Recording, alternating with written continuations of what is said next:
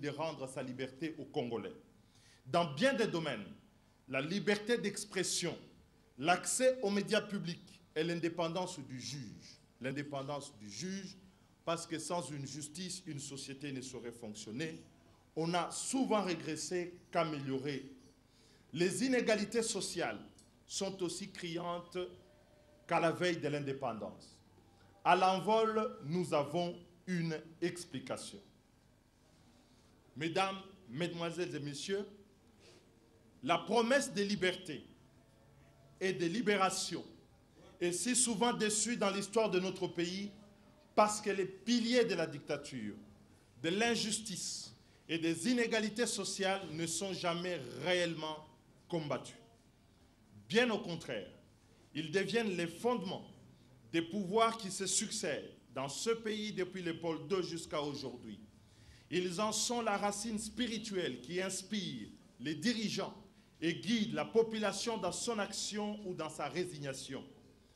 Et tant qu'on n'a pas rompu avec ces piliers et le mode de gouvernance qu'ils inspirent, nous continuerons à déchanter et à nous lamenter jusqu'au jour où nous perdrons définitivement le contrôle de ce pays.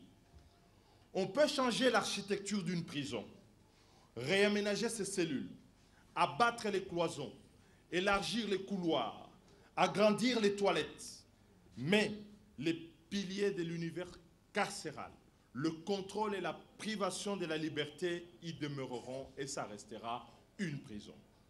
On peut changer des régimes, des constitutions, des présidents, des ministres, des gouverneurs, des bourgmestres, des députés, des sénateurs, voire même les chefs coutumiers, la dictature aura raison de nous.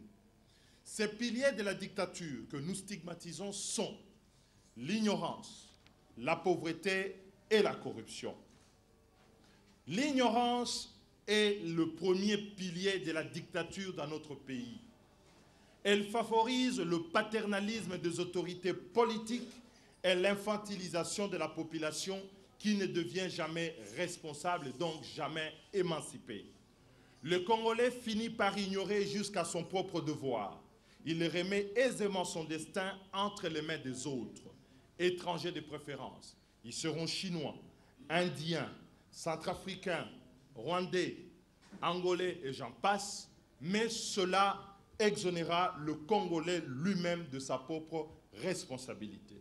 Il est un principe établi ici que le salut viendra de l'extérieur, dit-on. Mais Lumumba, père de l'indépendance, avait pourtant promis que l'histoire du Congo s'écrira au Congo. Mais on a convaincu les Congolais